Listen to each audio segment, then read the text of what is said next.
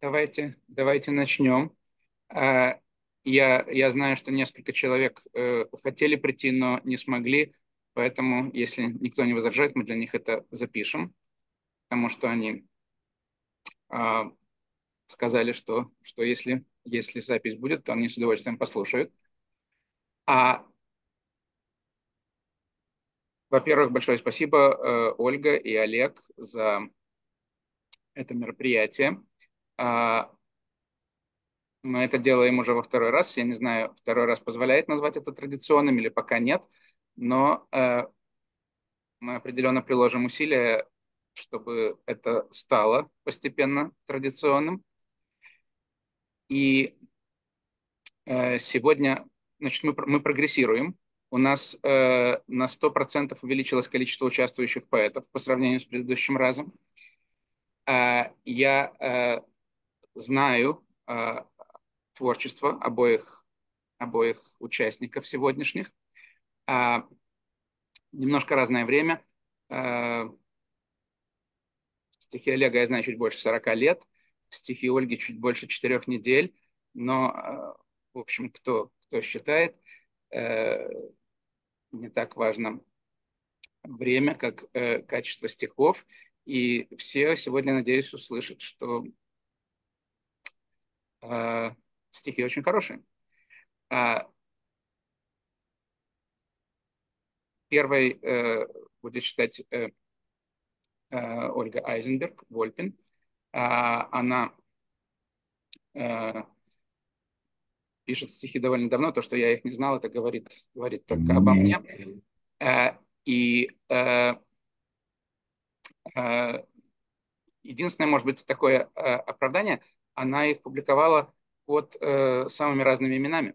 То есть, например, вот несколько недавних и хороших стихотворений в журнале с очень грозным названием Спасибо.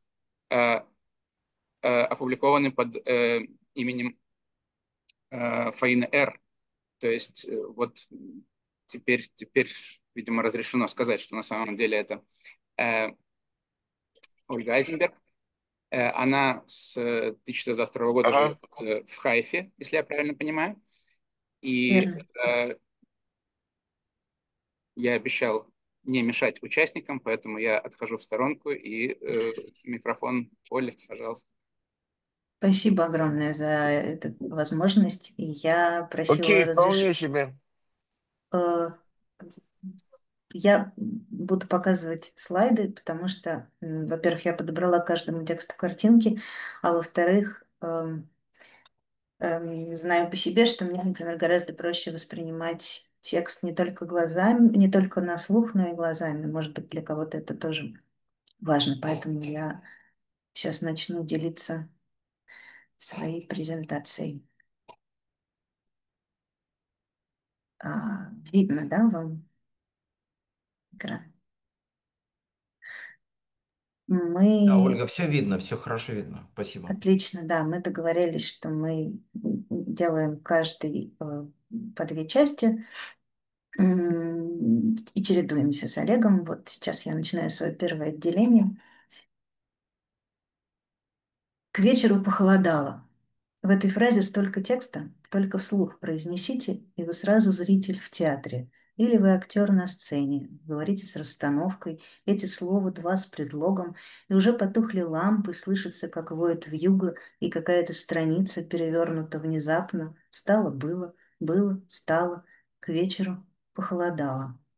К вечеру похолодало. В этой фразе столько пауз, даже больше, чем возможно. В каждой паузе просторы для свободного течения, временного пескоструя и песчиночек отдельных, в каждой из которых гроздья выдохов и вдохов, мыслей, поворотных и неважных в этот день, когда внезапно к вечеру похолодало. Длился день, и было утро у него в его начале. Утро встретило туманом и сырой травой примятой, а потом бежали стрелки, что-то вскачь происходило или медленно стекало. День наполнен был делами и предчувствием чего-то, что изменит ход событий и забыть позволит что-то, с легкостью махнуть рукою. Долгожданный день, в который к вечеру похолодало. Эта фраза как клубочек, что раскатываться может длинной нитью бесконечной в обе стороны от точки того самого момента, когда вдруг похолодало. Слово к слову превращаются в вязание и укутывают теплым то, что вечно замерзает, если вдруг похолодало. Не вы ли кричали, махали, бежали и в небо воздушного змея пускали, не вы ли стремились в светлую высь? Да, мы и бежали, да мы и махали, ведь наши скрижали нам так диктовали, но змей наш воздушный на ветке повис. Вы носа не вешайте, разве беда на ветку забраться, вокруг оглянуться, увидеть воочию дальние дали и пленника вашего бережно снять? Ах, если б могли мы! Ведь в наших скрижалях про ветку ни слова, продали ни слова, а значит, не можем мы так поступать. Тут гром разразился, это Бог рассердился, и молнией змея воздушного сжег. Привели огурцы, у Тарантино кровь, у Шагала курицы, у Пушкина любовь. У Миядзаки ветер свеж, у Кавки духота, у Маркеса песок, а у Тарковского вода.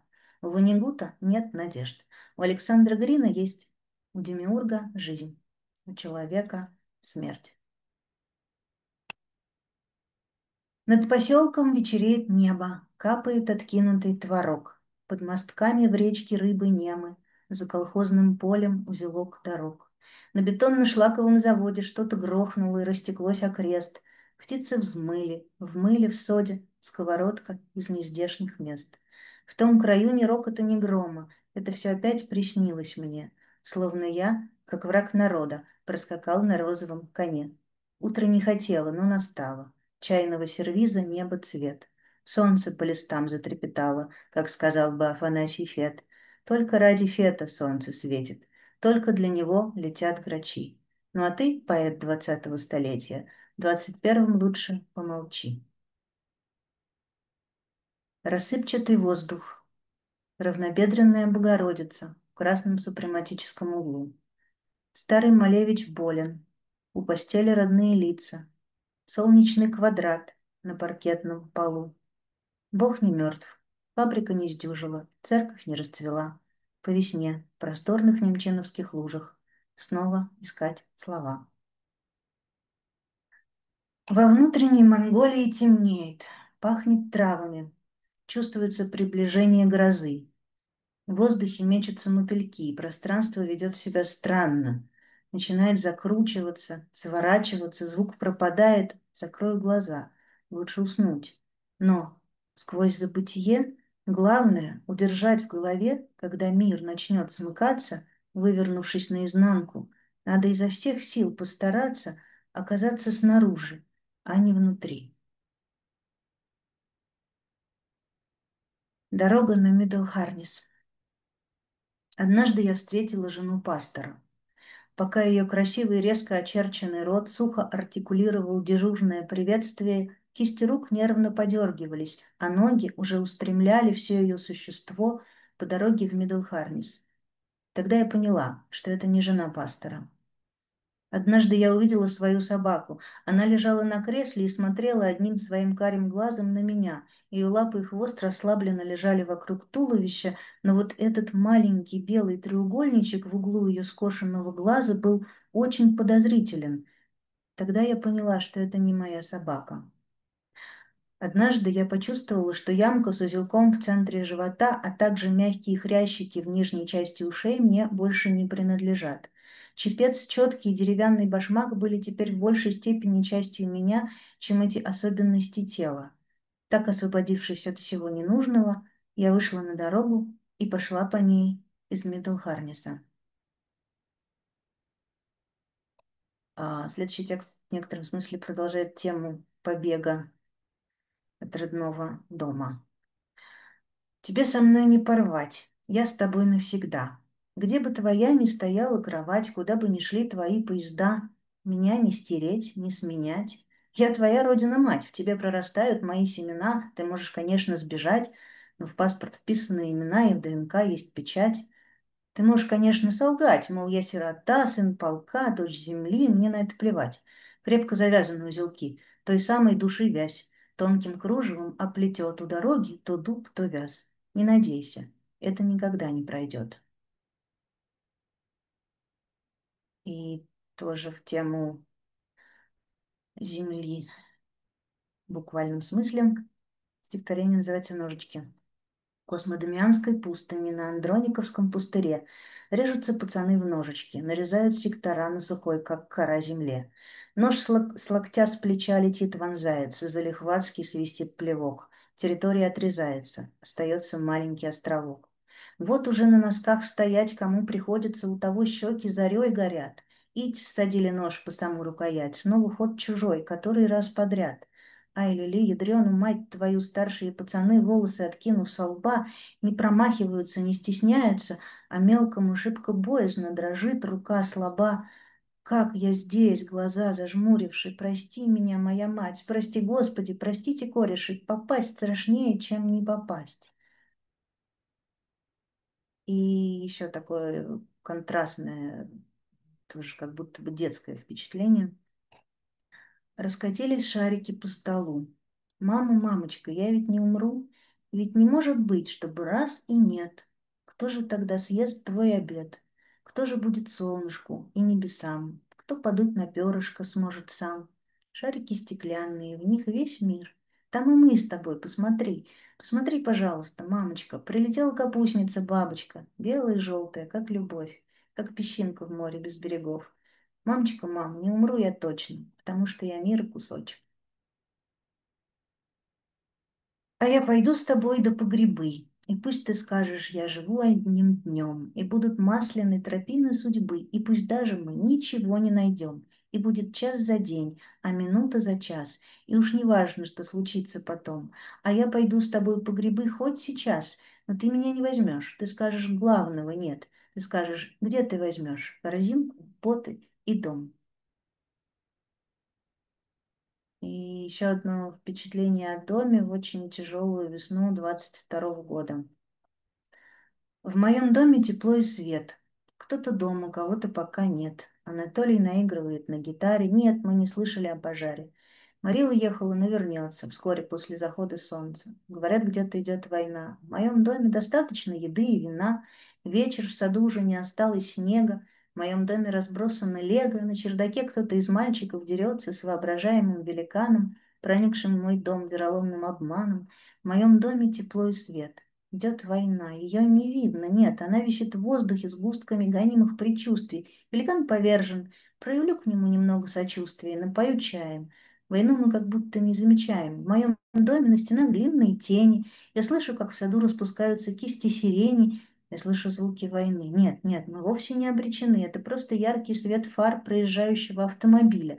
Хорошо, что в морозилке дети сосульку зимы сохранили.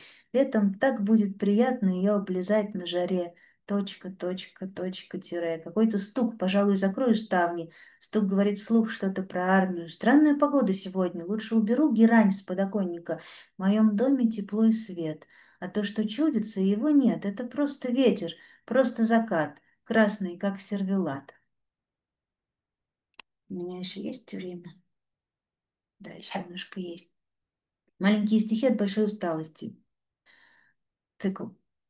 Подберите слова из кусочка хлеба, из звука стрекотного веретено, из сахарницы, из рукавицы. Подберите самые небольные. Укутайте меня и спать уложите. Форточка, воздух, спертость внутри, свежесть снаружи. Горят фонари, в свете прилипшие мотыльки. Ветер на расстоянии вытянутой руки. Собачья дрянь так и хочет впрыгнуть в собаку. Человек в шейном платке такая же редкость, как цирк Шапито, и такая же радость, и такая же печаль. А будут ли на краю земли забыты многие знания, чтобы исчезли многие печали? И последнее в этой части длинное шуточное стихотворение, написанное в очень нешуточные времена. А, Оно посвящается поэтическому вечеру, прошедшему в китайском летчике в московском клубе в конце марта 22 года. А, Оля, скажите, и пожалуйста, два слова. Не все, наверное, знают, что такое китайский летчик. Китайские До военных летчики, времен. да, замечательное место, которое держали Ира Поперный и Леша там часто проводил много разнообразных мероприятий. И вообще это было место притяжения и поэтов, и музыкантов, и какой-то очень близкого круга прекрасного. Да, все правильно, Олег? Да. А, вот. И да, должна предупредить, что этот текст содержит одно матерное слово. И еще два текста в этой моей подборке будут их содержать. 11 поэтов. 11 поэтов сидели на трубе. Один прочел свои стихи и стало всем не по себе. Зарылись лицами в шарфы, носы сидят повесив. Тут свет погас, и вдруг поэтов стало 10. Второй поэт был волосатый, очень густо бородат. Он прохрипел медведем, поэтов стало 9. Горели лампы над столами, поэты тыкались в экраны, почти не слушали друг друга. За окнами гудела вьюга, и третьего поэта не стало незаметно. Поэт-шутник пропел всем веселые частушки, под грохот погремушки, поэтов стало 7. А пятая поэтка, привстав на табуретку, пронзительно вещала, но тоже вдруг пропала. Осталось 6 поэтов, сидящих на трубе. Кто следующий ёбнется, шептались в толпе. Шестой поэт вокруг шеста крутился водолазом, надев пилотские очки, накрылся гулким тазом. Затем очередной поэт в обличье девы юной достал вдруг пистолет, подкинул горсть конфет. И поминай, как звали. Тут в зале зароптали. Да будет вам, достали, останемся мы так совсем уж без поэтов. А кто же а кто тогда, скажите нам, укажет нам на это важное, на то, что не заметим сами? Поэты нам нужны, они универсальны. Но было так, как было. Поэты лопались, как баблы из ликвидного мыла. Восьмой поэт читал Берлибр, глуша за стойкой водку. Он не хотел остановиться и сполз, задев проводку. Тем временем, из мутного стакана, достав большую муху и оторвав ей лапки, поэт девятый номер изрек четверостишье и очень быстро помер. А двое тех последних, за ручки дружно взявшись, окинули с презрением надменно всех собравшихся и упорхнули в форточку. Вон там они летят, летят и шелестят. Спасибо. Спасибо большое, Оля, за э, э, замечательную подборку. Э, э, Вот в последнем стихотворении прозвучало слово «пронзительность», и, конечно, бывают времена, когда пронзительность в стихах просто э, может быть необходима. Э, А сейчас Олег Фельдман, наш второй участник, э, очень интересный поэт, в частности тем, что писал стихи почти половину столетия, прежде чем начать их публиковать. И, в общем, да, как говорила Цветаева, настал черед, то есть теперь э, их, их знают читатели и слушатели за пределами тех 5 или 7 человек, которые э, могли этим похвастаться до сих пор. Э, Олег, твоя очередь. Йосик, спасибо большое. У меня не готовы тексты в таком виде, как у Ольги, но я-то буду читать видео с экрана, и, может быть, я сделаю картинку экрана, и тогда все-таки будут видны тексты. Э, Йосик, дай мне разрешение, пожалуйста.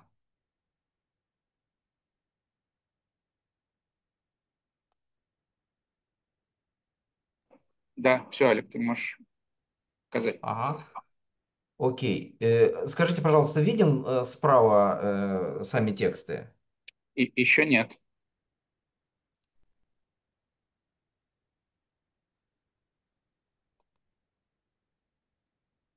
Сейчас тогда. Ага, вот, вот.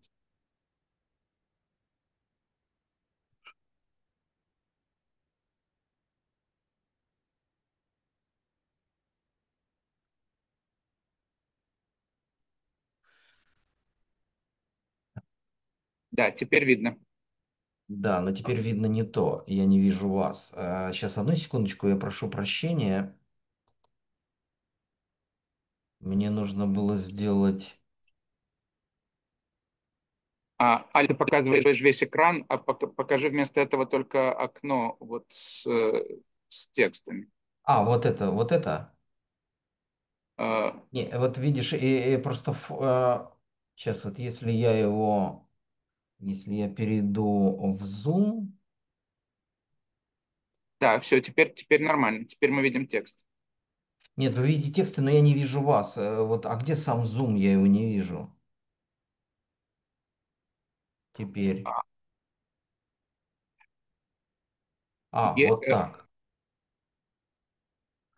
Все, окей, отлично. Так. Э, Сейчас скрин share. Алик, и, может быть, увеличь немножко размер там. То есть Да-да-да-да. одну страничку на окно, а не две. Да, да.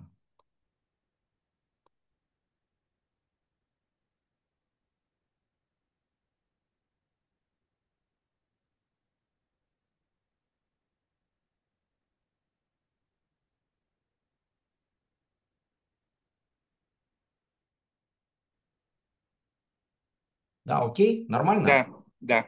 Да, теперь я вижу. Окей. А, с названием «А хотя бы и в пустыне» Аммаш. Теперь так мало греков в Ленинграде, Иосиф Бродский. Еще так много в Иудее страхов, ведь первый и второй не устояли. Но в мельтешении бесконечных знаков зов опыта всегда не одинаков. Они ведь знали, но не угадали. Когда и кто именно тогда, и почему не знали, от чего, и на какой земле они стояли. Всем утешением станет бесконечность над пылью узнаваемых обломков. Над ними замедление птичьих взмахов. Чих-чих, над ними замедление птичьих взмахов. И запустение полное пустот. Под ними в данность вдавленный хребет. Они все улетели, помахали. Остался в экскрементах парапет. Уже так мало в Иудее греков, зачеркнуто римлян, и явно больше непечатных знаков. На фоне длинных чужеродных гимнов пока еще взбирается Иаков, не глядя вниз на равных человеков. И нам не надо собираться в Краков, ни самолетом, поездом, телегой, ни всей семьей, ни с бабушкой, ни прахом, как алиф бет, готовый к сражению, то с АБЦ, то с альфой и омегой, то с арфой, лютней, флейтой поперечной, а мы гудим построчно безупречно, давно уединившимся рожком. Вот сколько лет, точнее, сколько зим, глядим назад, идя вперед к нетлению, зачеркнуто умению, оттачивая вывод и твердим, не Боже мой, ни больше, никогда, что каждый здесь всегда незаменим, одетый в шевиот и габардин, дай Бог вообще не станет тенью, сквозным потомком, практикой, наукой, и перешагиваем с горечью уместной, не глядя под ноги, а только над собой, откуда все грозит нам страшной массой, и вечной жизни там не впроворот. Все это называется порукой, но иногда нам видится прорехой. Кадык дрожит и зовом дорожит. И что нам дело до чужого класса, когда свои, и кто их подберет, и кто убьет нас в качестве кого? Растворяя в смыслах многобожия, не прибиться к стае утлой лодочкой. Все, что чужеродцам обезвожено, впитано своим по чайной ложечке. Но причмокнув, впитывая разное, отсечешь надсаду в многозвучии. Различимо только безобразное, даже если мышь оно летучее. То горчит, а то всему противится, с губ шершавых то и дело свалится, а потом понравится, придвинется, убедит пристроиться, оскалится. И не друг тебе, и вроде не попутчица. То в латынь столкнет, а то в кириллицу. Все вокруг тебя то вертится, то крутится, то сомкнется над тобою, то расступится. Совмещаясь с ближним в многокнижие, дальний прокрепит нечуждым голосом, что могу, что слышу и что вижу я в мелосе с давно застывшим Хронос. Сделай снимок себе, у себя в мозгу и закрепи. Там какой-то старый дворик, там же дворник и историк. Кто-то рядом, кто-то мимо. Все шумят и говорят, каждый всякому не рад. Четный четному не брат, черный белому квадрат. Один говорит, не горят, а другой, я и не жег. Только лучиной помог, чтоб посветлее, чтоб различать, где да чье.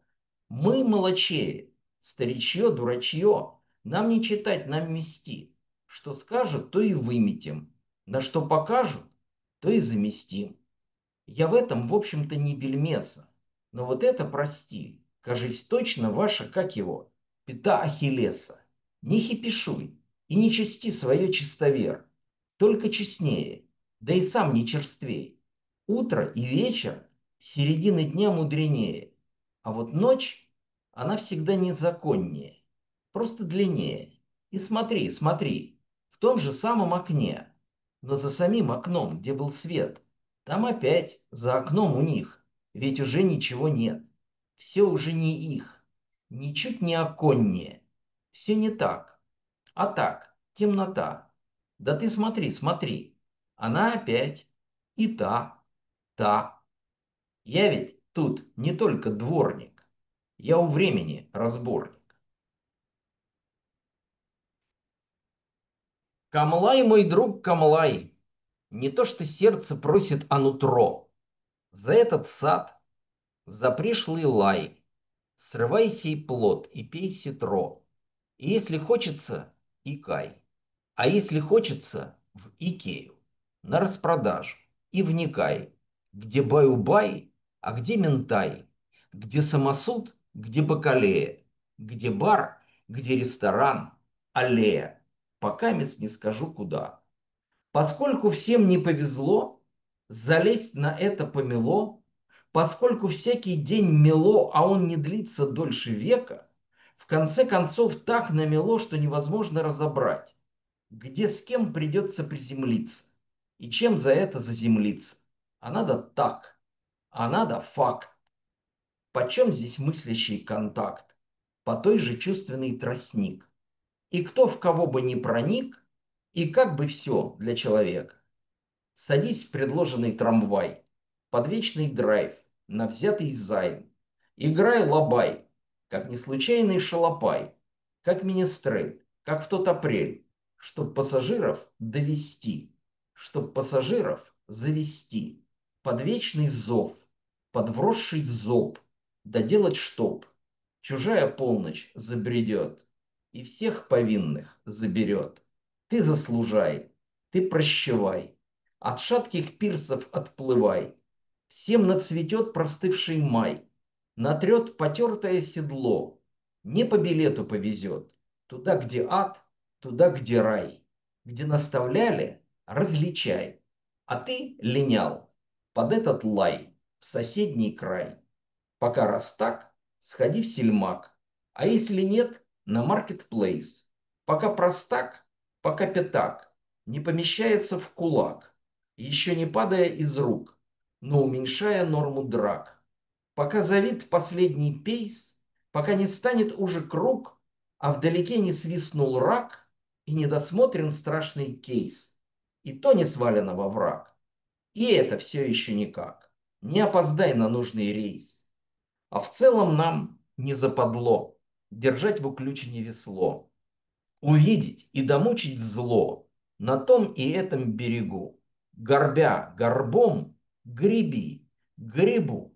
Пока, мой друг, дерзнешь, дерзну. Не замерзай, не замерзу. Ну как, ну как? С эпиграфом из Льва Рубинштейна «Как переходит бабушка на идыш». Все время переходили с русского на идыш, а с идыша на русский, пропуская суржик, выпекая коржик. так, чтобы было непонятно. До сих пор многое непонятно, а спросить уже некого. А с иврита не переходят. Точнее, переходят, но те, которые уже не те. Твердят свое уверенно и с интонацией.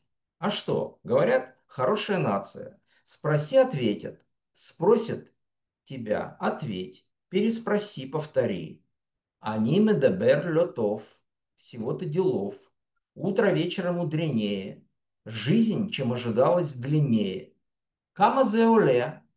Не та кама, но оле, оле, оле. Да и не тот оле. Тот в зале, этот в камзоле, та в зале. И все прошлое в зеркалах. Но все почему-то в силе. Так, чтобы все время было непонятно. Но по-прежнему ах. Суржик, Суржик, где ты был? Я не стал, но был и был. Коржик черствый, закруглился, забурел, истончился. Коль беседер, very well. Имереку себе почти аммаж. Складки тела умали свои до утра соскребя, успокоить расщелины норки возникшего края, свои сны непременно вставляя себя и оттуда иного себя извлекая. Глух ли слеп приходящий под вечер Гомер? Зорок празден ли здесь на воротах стоящий смотритель? Точен ли засчитавший пустые шаги шагомер? Прав ли твой постоянный начетчик, наставник, учитель? Не Гомер, но промер, как когда-то сказал Мандельштам. Не чернила, а грифель на память калякам-малякам. Здесь тебя опознают, увы, не по брюкам, штанам, по обшлагам, по шапкам, по кепкам, по знакам. По черте, по листу, по ударам в притихших висках. Семиотик, семантик, сейсмолог, соратник, синоптик. По всему, что еще в силуэтах нательных рубах. Шевелится в коррекции к вечеру выбранных оптик. Это штамм, это штамп, это оттиск представших чудес. Это лучший наследник, не главный, но скачущий всадник, проходящий насквозь, проходящий как будто вразрез, между видом в анфас и прилипшей картинкою сзади. По твоим прописным и по взятым внеклассным часам, где незрелость своя до чужих добежать призывала, оказаться к утру прикрепленным к чужим адресам и к чужим зеркалам, что построчно она разбивала. Неизменно здесь сбоку войдет тыловой перформанс. В главной роли опять вечный вид на прижатый затылок. Жизнь толкают вперед рецидив, разновес, ренессанс. Их проекции на и приложенный рядом обмылок. Складки тела, черты то проветришь, то выверишь вновь. А обретешь ли спокойствие, зрелость, нелепость, усталость? Все пропишешь, а лишнее спишут на смерть и любовь, что прошли стороной и скорее другим оказались. С коротким таким предисловием. Совершенно удивительно. Вчера я был в гостях у Мили с Мишей, и мы обсуждали эту тему. 6 января 1969 года Ян Палах совершил самосожжение на Васловской площади в Праге в знак протеста против оккупации страны войсками Варшавского договора. 9 апреля 1969 года Илья Рипс совершил попытку самосожжения в центре Риги в знак протеста по этой же причине. Впоследствии ставший известным математиком Ильягу Рипс искал зашифрованные слова в текстах Тора. Одним из найденных слов было имя Яна Палаха и предсказание там его судьбы. Ильягу Рипс умер в Израиле в 2024 году. Прага, Рига, Рига, Прага. Правда, кривда, кара, жара. Мора, мера, тора, вера. От укора для укора. До примера для примера, как хороны за оболы. Перевозят через Стикс. В лапах смерти, ворох смерти. Палах, Прага, Рига, Рипс.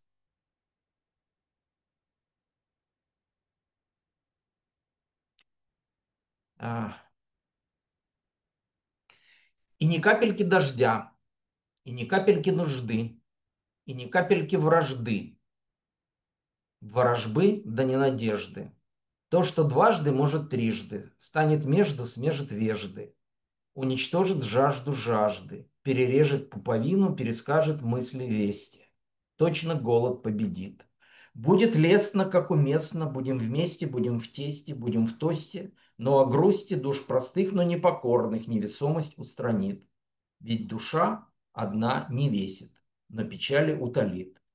Тех, кто так или иначе проживет под властью плит, ты по капелькам разлит, ты не выбран, в полость влит. А пока транзит.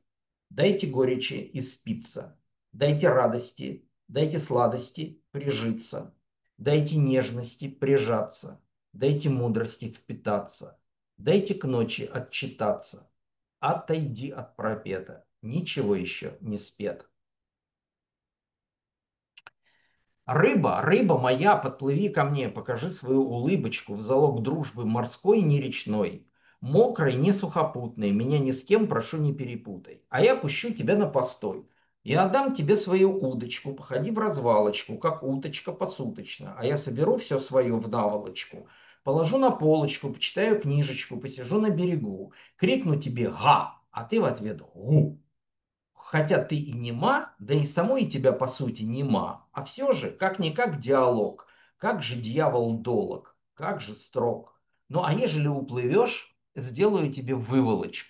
А если вновь приплывешь, понесу тебя на новогоднюю елочку, сделаю тебя золотой рыбочкой, но не повешу на эту елочку, а положу под, чтобы ты не как экспонат, будешь всегда как повод под, а не над, лично и демократично открывать вечер сей чешуей, сверкая лично.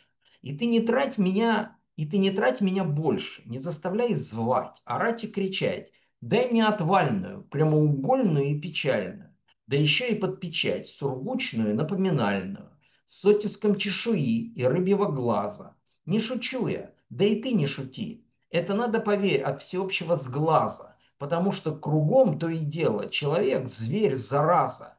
Да и ты сама ягоза, хотя и не коза. Чума на все твои жабры, а тут такие аборигены да сабры. Ну а если уйдешь в морской поход и сверкнешь бескозыркую в гуще вод, а потом совсем и под лед, я скажу тебе с берега, да ты не забывай, до свиданица, не прощевай. А у этого берега у нас целый край. Ты не надо, не прибейся к другому. Там тебя ждать некому, а нужна ты только мне, нашему бурелому и своему окоему. Да соленому, да сальному, да ближнему, да дальнему, где всем рыба, рыба, а корыто, корыто, да всему сито, что просеивается, да всем сети, что посмеивается, над старик унт старуха. Говорят-то скука, а то проруха.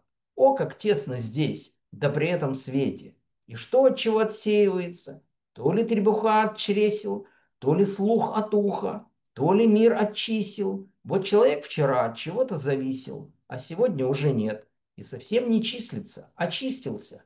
Погрустит человек всего-то вечер, а завтра уже и весел. Непонятно, что до чего, но всегда трепеща. Приходи, задам тебе леща. Хоть ты и не стряпуха, и не Россия, не лето, а так, одна заваруха, пена одна. Ну, пора. Ну, не пуха тебе. Да и на кой он тебе, когда чешуя всему голова? Ты чеши под такие слова. Хвост не забывай и виляй. Плыви от Седова. Голова не соседова. Так, ну давайте еще что-нибудь в этой части.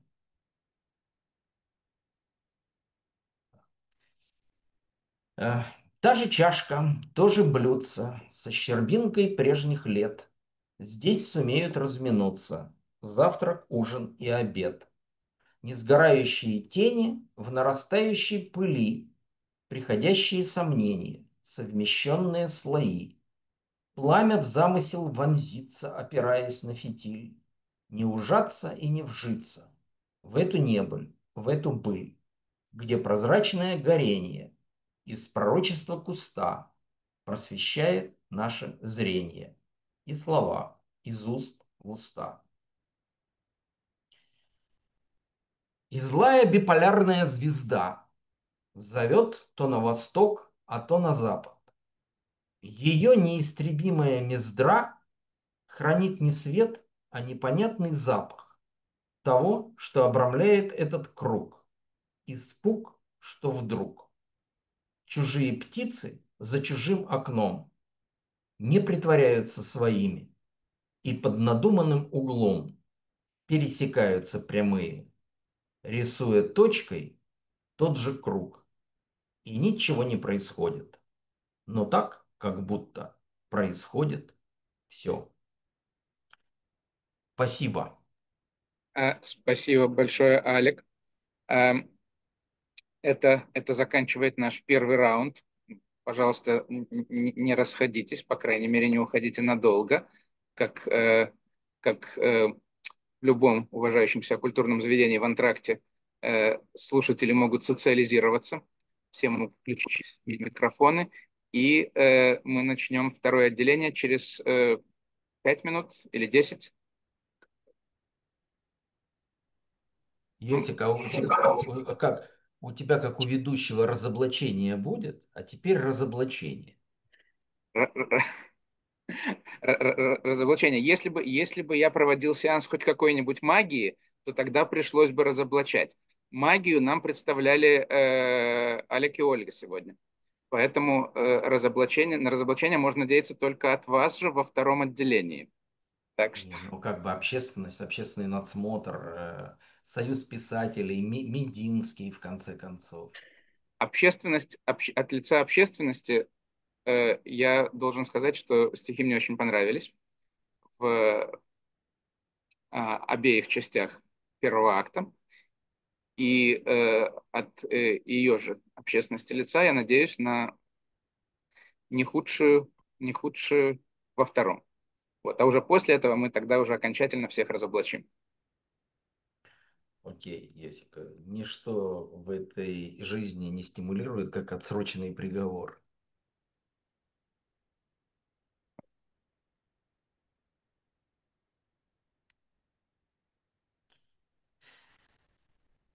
Ну, мы сколько там, 3-5 минут Пять Ну, отдохнем? минут, да. давайте Давайте. начнем в 50, 19:50, 2 минуты Окей, еще. окей, Да? хорошо. Или нужно? Хорошо, Ну, хорошо. просто, да. Ольга, Да. ну мы начнем с вас все-таки, хорошо? Хорошо, да, да, я не Спасибо. против. Мгм.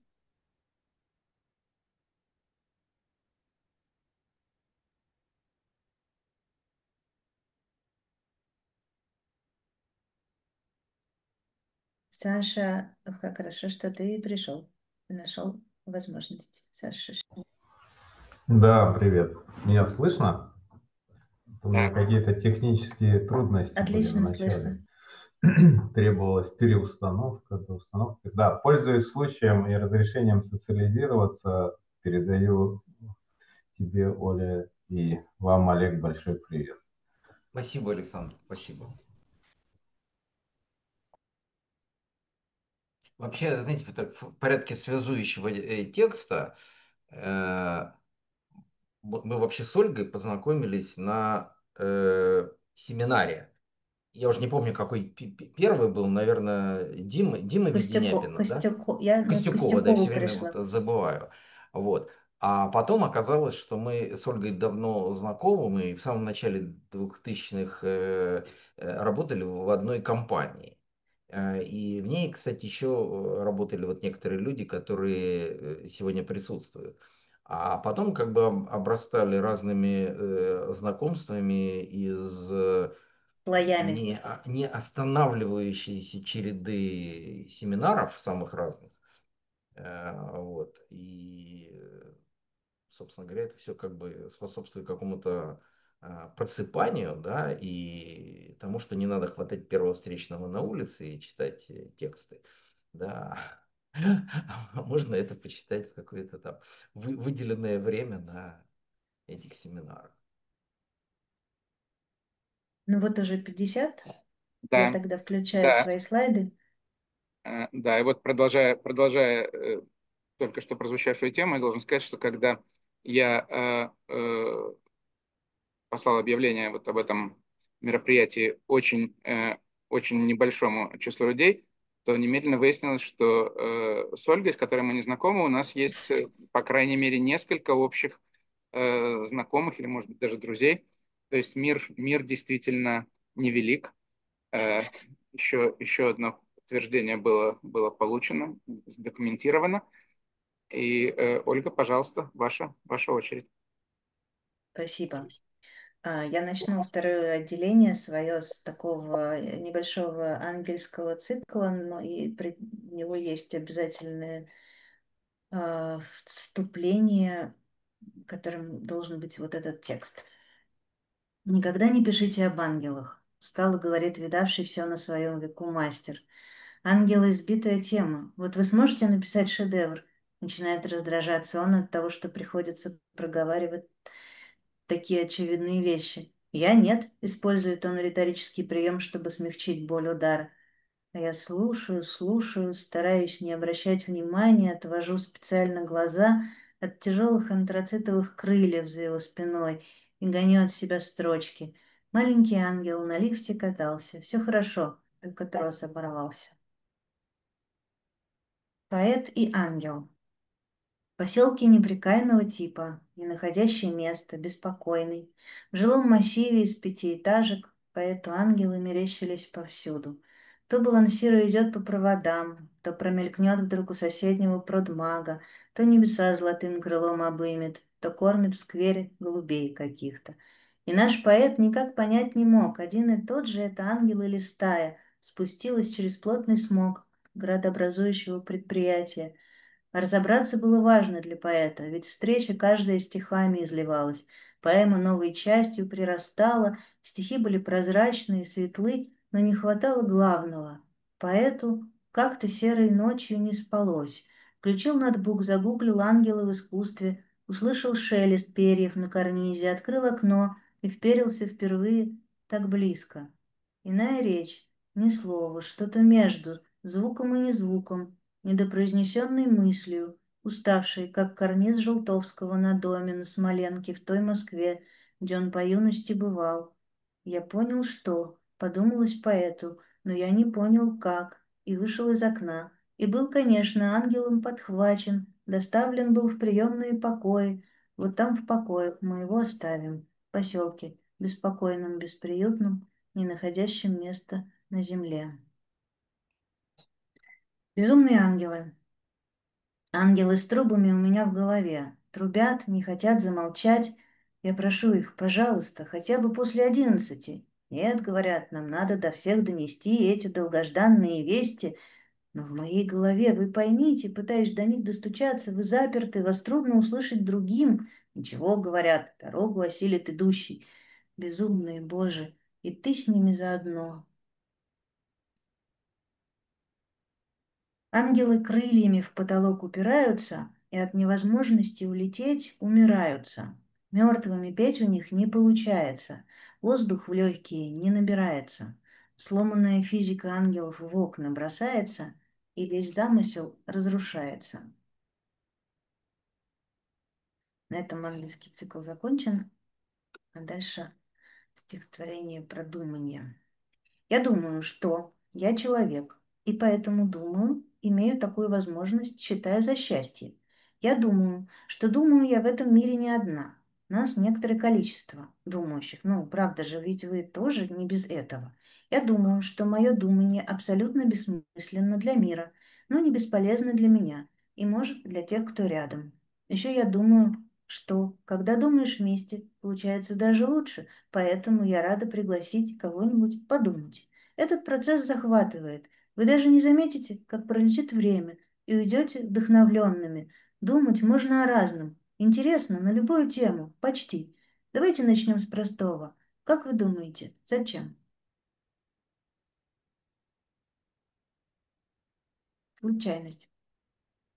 В детской поликлинике номер 19 возле 12-го кабинета на кафельном полу лежит заколка с сердечком.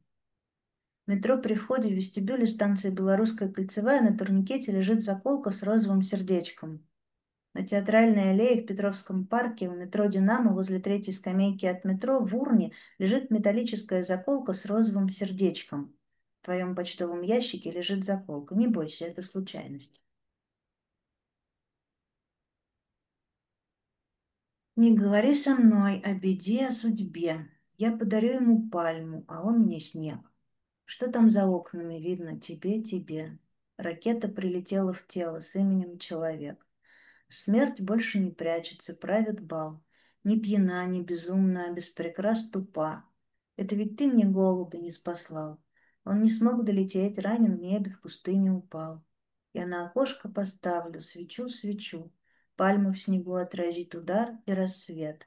Плакать не буду, без сил захохочу. Господу моему передам привет. А в этом тексте уже встречается пальма и снег, то есть две культуры, которые сейчас для многих патриантов а, приходят в некоторые столкновения, от которого иногда получаются стихи, но вот здесь это в таком тоже шуточном тексте представлено еще одно столкновение культур. Античная трагедия на тему кофейных ценностей. Антагонист.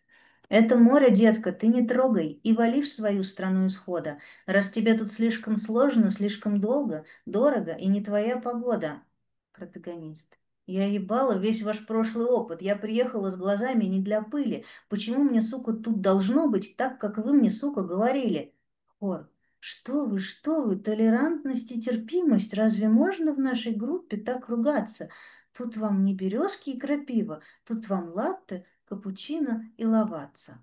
Ну, надо сказать, что это понятно, я не знаю, наверное, этот мем тыквенный латте облетел уже весь мир. Я думаю, что все понимают, о чем идет речь.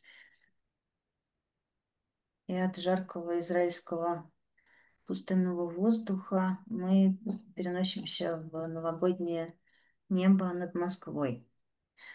После того, как в небе над Москвой был сбит Санта, педиатры стали диагностировать у детей неизвестное прежде психосоматическое заболевание, характеризующееся фантомными болями в области воображаемого хорошего поведения.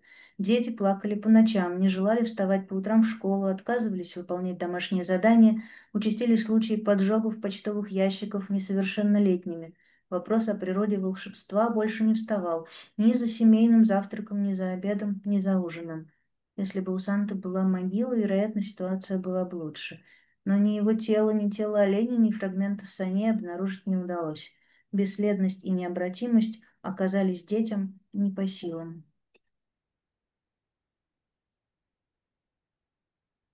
Этот человек кажется мне мертвым. Этот человек кажется мне настолько мертвым, что бегут мурашки, потому что он, конечно же, жив. Напротив, я уверена, что не кажусь ему мертвой, просто бесполезной.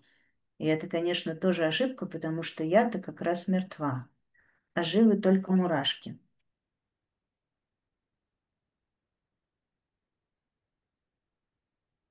В весне в Данилу проникает пустота. Мокрицей, скалопендрой, червем ползет по сочленениям хребта, в подвздошной пазухе и в чашечке коленной, откладывает яйца, лезет в рот, ее не сплюнут, длинная зараза. Данила по сигнальному встает и ждет приказа. В одной деревне на крыльце сельпо встречают девушку Алену. Аленин батя служит в ПВО, большой начальник, замуж за погоны она совсем не хочет, ей хватило приклады разбирать с бантами в школьном фартуке в кладовке. Ты будешь дезертир, Данила, быть помолвке. В строфе последней встретиться должны червяк зловещий, его невеста из Алениной спины, венчание и шабаш, наспех вещи, побросанные в солдатский сидр, полет под лунной ночи, волшебство, воздушный коридор и силы ПВО. То есть это я война. Я, то, что раньше было челкой, коленками, детьми, глотком вина, разбрызганными лужами проселка. Теперь война во мне, и я война. Я центрифуга смерти слэш победы. Взрываю, рею, падаю пьяна. Встаю, готовлю между тем обеды. Будильник ставлю на подъемный час. И отправляю сонных деток в школу, стараясь избежать контакта глаз, чтоб, не дай бог, не выскочил осколок.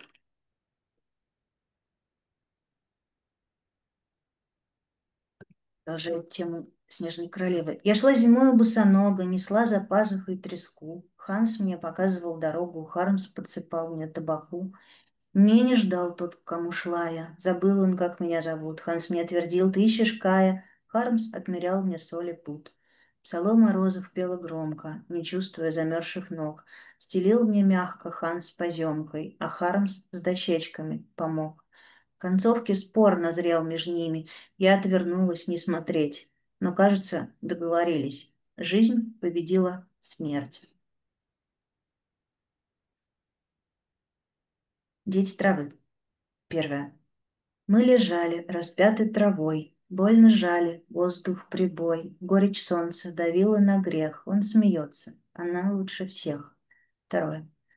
Дети травы, берегитесь этой витиеватой беспечности, держитесь подальше от тучных стад, пьяных медоносов, огня, слепого огня.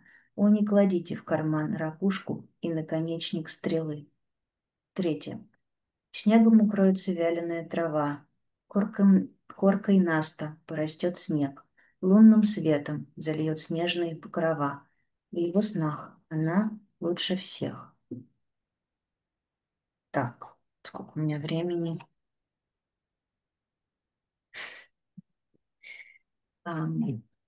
Еще Оль, есть. ну добивайте до конца. Ладно, хорошо. Штат Мэн, штат Уюта. Включаю трансляцию. Они уже готовы к обмену. Остались считанные минуты. Пронзительно дует с залива. На площади собираются, переговариваются торопливо. На Абинаки. Выходят, выводят. Ждут, когда подадут знак и... Штат Юта, штат Мэн. Выпал снег, выпал снег. Сегодня утром и сразу по колено. Я вышла на крыльцо, босая, и слышу цок-цок, а это птица, скворец. Наверное, он растает. Штат Мэн, штат Уюта. Что-то случилось, они побежали. Какая-то пена, слышу выстрелы, ветер залива лютый, вырывает из рук. Сейчас, погоди секунду. Штат Юта, штат Мэн. Снег, не поверишь, повсюду. Сколько хватает глаз. Я записал нас к семейному психотерапевту, но это не срочно, до весны терпит. Жмурюсь от снега. Так ярко, так солнечно. Пока, любимый, жаль, что ты тут не был. Ой, вот это стихотворение имеет такое название.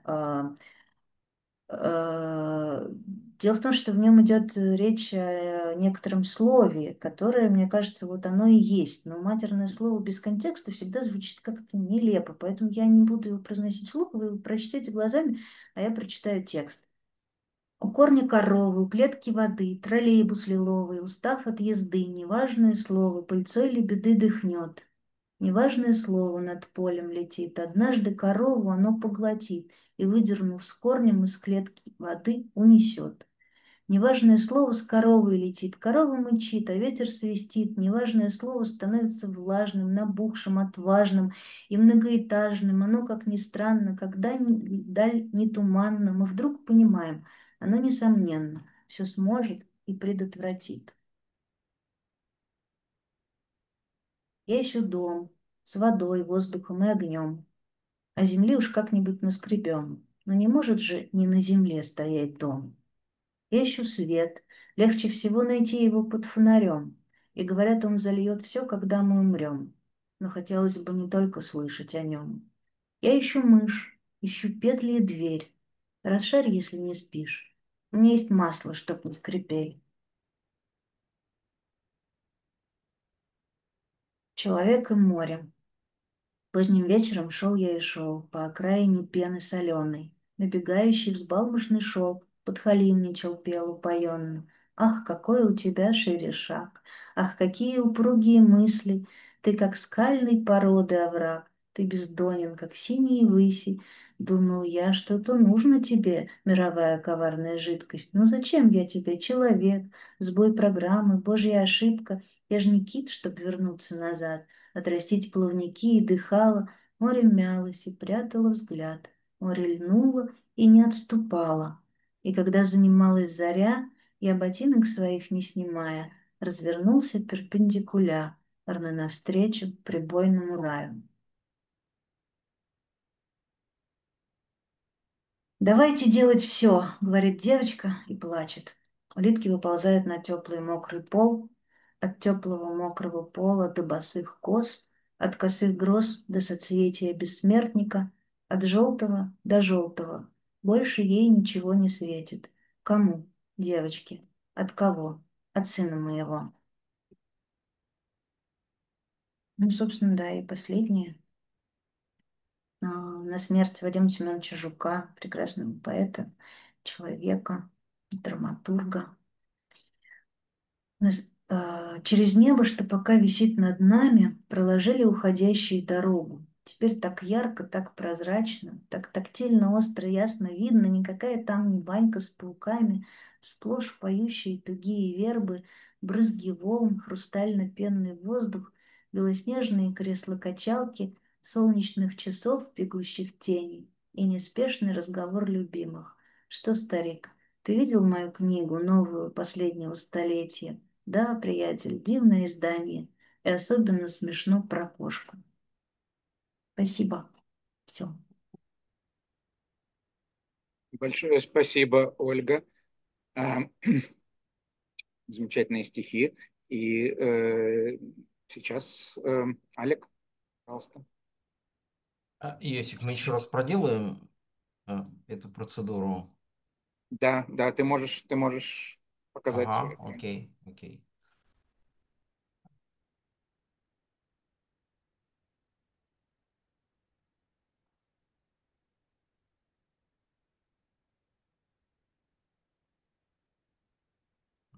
Все видно, да?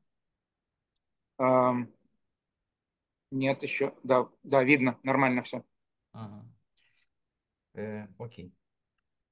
Спасибо. Из недочитанного в прошлой части.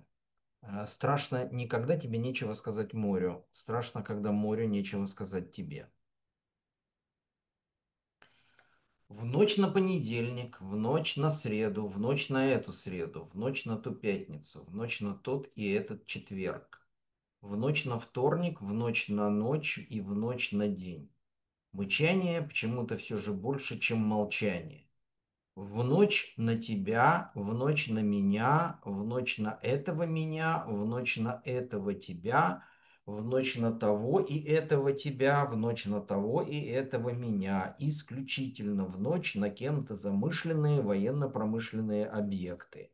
Мы и есть объекты, и не есть объекты. Да еще и утром к тому же, когда мы уже почти субъекты, и те еще, надо сказать, субъекты. Когда-то мама мыла раму. Сейчас нету рамы, которую мыла мама. Сейчас у кого-то нет мыла, которым мама мыла раму. Сейчас у кого-то нет мамы, которая мыла мылом раму. Сейчас нет тебя, и как будто нет меня, и кажется нет меня. Гутиеришь, то гутаришь, то потеешь, гутиеришь, ты приедешь и уедешь. Не посеешь, не поедешь, ты умеешь, как умеешь, не летаешь и не таешь, что-то клеишь, что-то млеешь, что-то блеешь, всем давлеешь. Мы тебя возьмем с собой.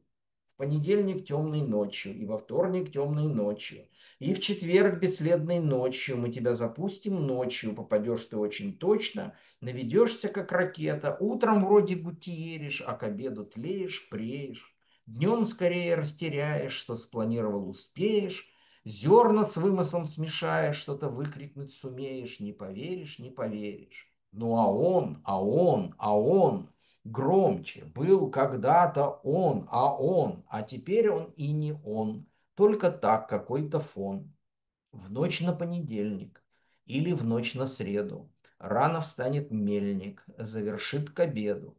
Что-то перетрется, что-то уточнится. Спорят все о хлебе, разговор струится, увлекая смыслы, обтекая цели. С неба все повисло, протекло на землю. Спит ракоцетели, дремлет мукузани. День такой привычный, станет окаянней. Жив себе курилка, вот тебе горилка, да чернушка хлеба, сверху на стакане, разместилась нормой, станет вечно черствой и почти что прорвой. Киев, Киев, Бершева, стоит приземлиться. По земле своей струится, в замысле сплетенном. Есть куда вонзиться. Что же вам не спится в жизни остекленной, если сзади подкрадутся на катурнах к сцене однорукий Шива, Будда многодетный, горизонт плешивый, говорок обсценный, и все вместе, да за нас, ну айда молиться. Вот бы увернуться, вот бы уклониться. Забыть оскомину, а отбросить всячину, забыть про родину, что расхерачено. Там наледь схвачена, под горку катится, вся гарью трачена, идет как пятится.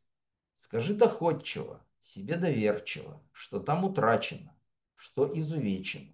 Вошло заучено, шуруп без дюбеля, зачем-то вкручено, в то, что налюблено, в то, что отлюблено и что оторвано, чем все погублено, чем все отоврано. Навскидку кажется, уже не сложится, что черным мажется, то черным множится. Одна проталина, весной проштопана, к тебе приталина, тобой протоптана.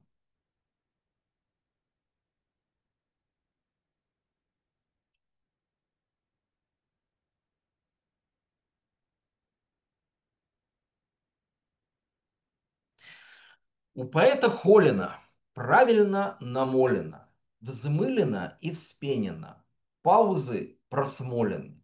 С ними даже в горе мы поплывем размеренно, прибивая море к неземному берегу, на котором свалено лишнее и спешное, накипи окалины, лысины проплешины. Там, у кромки берега, от дыхания полного, обретем доверие, чтобы выдуть долгое, важное, домашнее, смелое, умелое, не позавчерашнее, черное и белое, и направим к ворону, увильнувших в сторону. Разное исхолено, разным не дозволено. Белый клоун, рыжий клоун, синий клапан, красный клапан. Дуб зеленой веткой лапал мирно спящую природу, ну а лев зубами клацал и ногами грозно топал. Грязь не может в чистоте, чистота в грязи не может. Человек вообще не хочет одиночить в темноте. Потому-то в стороне предназначен белый клоун, и совсем невдалеке обозначен рыжий клоун. Открывают синий клапан, открывают красный клапан. Почему? Зачем им клапан? Потому что синий клапан дополняет красный клапан. Оба сводятся в гидрант и горды, как аксельбант. Он стоит, как будто вкопан. Он молчит, как будто нужен. Сторожит, как будто датен, сохраняет словно кокон, убедителен и внятен, просто прост и всем приятен, а на теле столько вмятин, и в судьбе немало пятен. В нем безумствуют наяды от вакхической плеяды, словно части клоунады, чтобы все было как надо, или нужно, или стало. И чего нам так пристало, чтобы все, что напрягало, из гидранта выливало? Он напором всем укор, нам забор, в воде запор. Краны, крантики, кранты, карантины, коротки, прошлогодние кенты, слишком ржавые винты, ароматные манты, аккуратные менты. Вот и воды отошли. Вот и мы уже пошли. 2. Ну а клоуны при чем? Ну а клоуны зачем? Понимаете, дорогие мои, вот без них вообще ничего не получается. Ноты мурашки, слова мурашки, пули мурашки и люди мурашки. Пушки мураши, танки мураши, самолеты мураши, люди на шиши. Главарь мураш, иногда муляж, иногда аш, а люди гуляш, аш. Под тому чуть что на абордаж. Подмаш, стреляш, папаш. И все, как набор краж. Жопа же, а мир шарж, а точнее коржик. И сам как плита, на черепаш и слонаш. А по сути все одно, мисрат клита. А люди марш-марш, а фарш и фарш, фарш-фарш. Говоришь, это не наш этаж? Мы этажом выше. Господи, услышь же, прими же. Мы опять к тебе и опять на абордаж. А лукавый Хаттабыч, трах тебе дох, молодец все же. По завету Антона ибн Саула, ну Чехова, по капле себя из кувшина выжил. и по чайной ложечке затем выпил. Вот же и ой же. С другими джиннами и местными Homo советикус, хотя и в бар не ходил, но недолго дружил. Смеху-то не смеху-то, а в доверие к городским войти сумел. Ибо Ибн был смел, ибо Гасан умел. Что и говорить, вполне старорежимен, а умен. Амен. Пошел работать в НИИ, имел доступ к Ксероксу, да и вообще к Антиилоску.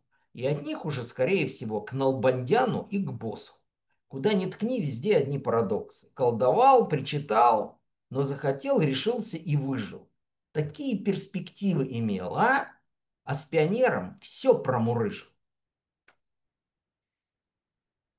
Из цикла диалоги, антитезы. Надо любить Гоголя, надо не любить Гоголя. А если не любить Гоголя, что будет? Ничего не будет. Тогда вообще ничего не будет. А кто нас тогда разбудит? Герцен? А шинель? А укрыться? А вздремнуть? Тогда лучше любить Гоголя. Лучше любить Гоголя, лучше и все лучше и лучше. И еще лучше. Лучше, чем кого? Чем Достоевского. Не любить? А чем любить или не любить? А чем любить Достоевского? Чем любить Белинского, тем уж лучше любить Достоевского. Если любить, то душой. Если не любить, то мозгами. Своими или критиков? Любить своими. Но при этом, конечно же, не любить критиков. А нытиков тоже не любить. А фанатиков тоже придется не любить. А догматиков? Догматиков их нужно так сильно не любить, чтобы они это почувствовали через нашу нелюбовь. Так сильно? Да, так сильно. Так сильно? Да, да. Их нужно не любить обильно, очень обильно. Просто обильно не любить. И это посильно практически каждому. И мне, и тебе, и тебе. А мне не так, как тебе. Тебе это мне. Да. Что да? Ничего, просто да. Да. Нет, ну надо же. Да и мне не надо же. Еще такой короткий стих с эпиграфами с Геннадия Каневского. Вот, честно говоря, тоже приглашал ли его, но он почему-то не пришел. А вот в рамках мероприятия, которое делает Геннадий, по-моему, 7 июля, да, Ольга, у вас выступление в Бабе-Яге? Я, к сожалению, уеду, поэтому, скорее всего, Понятно. просто Ну, будет окей. кто-то другой с Ольгой. Значит, ну, окей, два эпиграфа. А как дальше идти, светящийся на полу алфавит укажет в день ледяной луны. Геннадий Каневский. И второй, для чего эти звезды изветливы? Осип Мандельштам. Ледяной дом ледяной луны, желто-белый бол, пожалуйста, ван, ахат. Я ведь для тебя не так уж округл, а для поглощения целиком великоват. Но луна, этот хаос и звезды, снующие скопом вокруг, лик скрывая за желтым на синим ковшом. А почем каждая из твоих звезд, друг? Ну хотя бы вот эта и вот та, обе разные своим уверенным нагишом. Я хотел бы купить и выпить их, благо никто не заметит, кругом темнота. Только ковш на синем в ответ как-то внезапно сник. И заламывать стал такой сукин сын, ну чистая гопота. Ну скажи, что почем? Пятак, сантим, полшекеля, целый фунт. А он в ответ: не продается уже. Мы тут без извини. Тут такие дела, и отводит за меридиан глаза. И звезды назло и нагло гаснут во след одна за одной. То ли порядок у них такой, а то ли очередной бунт. Но исчезают постепенно все, с глаз долой, словно хазак удалой. А задумаешься, еще бы это им нам светить. Более того, освещать. Пусть даже за и не раз полученный потный грош. Ведь главное, это же ведь не купить, продать, но приобщить и ощущать. Ну хоть что-то скажи в ответ, дорогой наш небесный гаврош. И так щербат этот их звездный ночной щербет. Крошится, но молчит, как истукан. И лбом бьет давнишний обед. Если что, говорю, я приму этот исчезающий в никуда след. А они в ответ, как заикающийся пистолет. 1000 раз нет. Нас ведь уже здесь нет. Нас нет. Нас нет. Курок. Нас нет. Кругом возможно все, но мы не это знали. Все бегали, кричали, под скалами искали. Качались на качелях, гантелями качались. Все, что не получалось, во множество сбивалось. Мы суть не понимали, когда не находили, все красили мазками, а пели горловыми. Искали встречный ветер, пустой ковчег скрижали, и солнце каждый вечер с натуры рисовали. И, путаясь, ржавели, с землей играя в шашни, душой ороговели, прожили слово страшно. Что хорошо, что плохо, нам так и не сказали. Возьми тогда на радость, скажи тогда на милость. То, что сейчас прорвалось, к чему в конце прибилось. А, Так, ну это, наверное, все. Вы знаете, только мне захотелось прочитать один текст, он не совсем готовый, но вот Оля упомянула китайский летчик Джауда. Это такое совершенно замечательное московское место, связанное с Ириной Борисовной Поперной и с Алексеем Поперным. Ну, с этим местом связано очень многое, и я написал один такой текст, который посвящен Леше Поперному, но я, честно говоря, сейчас прошу прощения, я, честно говоря, даже ему и не показывал, ну, немножко стесняюсь, а может быть он и не доделан до конца. У него есть такая замечательная песня «Знать бы, кто из нас докуда допоет».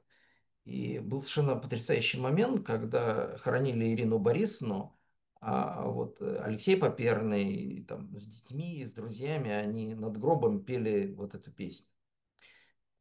Знать бы эти судьбы, эти свадьбы, эти кудри, это лето, это зиму, это в целом дребедень. Потому что руки в брюки, лица лики, муки, трюки, осень рядом, осень следом, зонтик, кепка на бекрень. Шаг за шагом, след за следом, под шадром беды наследства, за наследием победы, за текучестью воды, за собою, за тобою, меньше станет людоедства, больше станет любопытства, и тогда другой беды.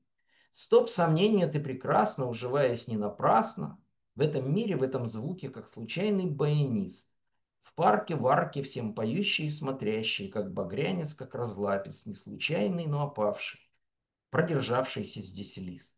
Знать бы нам, не знать бы нам бы, кто откуда, что потянет, как поступит, что затянет, что замыслит, что поймет. Слово выпустит наружу, раскатает, раскачает, к небу бережно прижмет. Эти свисты, эти ямбы, эти пломбы, эти дамбы, эти стрёмные невесты, этот жуткий переплет. Что ему твоя гекуба, что тебе его беда, если в целом неизвестно, кто откуда и докуда. Без запинки, без заминки, допоет и доживет. Спасибо большое. Спасибо большое, Алекс. Спасибо, Ольга. Было совершенно замечательно. Вот в порядке очень короткого разоблачения, о котором меня попросили, я не сам, это в качестве оправдания. Ну, мне кажется очевидным, что оба сегодняшних автора э, прочно встроены в культурный контекст. И хотя они с очевидностью пересекаются, но у каждого он свой и такой очень опознаваемый, очень выраженный. Но вот при всем при этом возникли в обоих чтениях возникли мурашки. Вот неочевидный такой совершенно образ. Вот вы признаетесь, это вы договаривались? Вообще, вот я не успел сказать, тот текст, где вот были мурашки-мураши, он просто написан после, не помню точно какого, но какого-то текста, который Ольга прочитала на одном из наших семинаров. Ну, А, собственно, тот, который про... ага, Ну то да. есть, то есть, можно сказать, договаривались все-таки. То есть не совсем Нет, случайно. Йосик, ты как пронзительный критик это угадал, и я тебя очень прошу, когда ты будешь писать статью для Нью-Йорк Таймс, ты обязательно просто подчеркни это. Да, еще мне а, а, очень показалось уместным. И я не знаю, это у Ольги это намеренная цитата или так получилось, но стихотворение про разговор Мэна с Ютой. Э, Там, конечно, отсылка к Генри Таро, у которого в Уолдене есть совершенно замечательная фраза. Я по памяти, поэтому, может, не точно, он там говорит, что вот мы очень торопимся построить магнитный телеграф из Мэна в Техас. Но ведь может оказаться, что Мэну и Техасу не о чем говорить между собой. И как раз это, ну, собственно, роль поэзии в том, чтобы Мэну и Техасу было о чем говорить между собой. Потрясающе, спасибо огромное, Йосиф. Я, конечно, не знала этой Ну вот истории. видите, я думал, это намеренная цитата. Я вам с удовольствием пришлю оригинал потом. Обязательно, да, спасибо огромное, потому что это невероятное какое-то... Да, но так часто бывает. Вот это как бы свойство хороших стихов, что а, они что-то предсказывают на будущее, что-то предсказывают из Они прошлого. проницательны.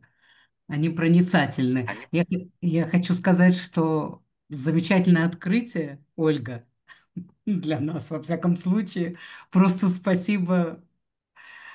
Это было все прекрасно, особенно в эти дни, когда мы приходим, пытаемся прийти в нормальное состояние. И вы оба настолько были хороши сегодня. Просто замечательно. Спасибо, спасибо, спасибо. Спасибо, Миль. Спасибо. Спасибо огромное. а, Спасибо еще раз. Спасибо Алику и Ольге. Спасибо всем, кто пришел и дослушал до конца. Я надеюсь, что мы на этом не завершаем серию. То Вот, есть, я хотела сказать, Йосик, продолжай. да, Да. то есть Делай традиционным, да. сделаем это традиционной, потому что, ну, не знаю, как вам, но мне понравилось очень. Так что Очень. Как ты не знаешь как. Я же тебе говорю как. Очень Спасибо понравилось. большое, Йосиф. Спасибо. Спасибо. Да. Рад Спасибо. был вас всех Спасибо увидеть. всем. Рад был вас увидеть. Взаимно.